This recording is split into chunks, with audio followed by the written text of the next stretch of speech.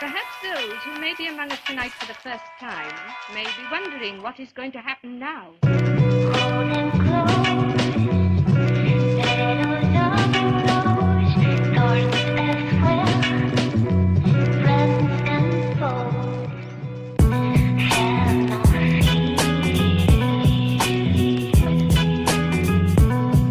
Don't you trust? You must trust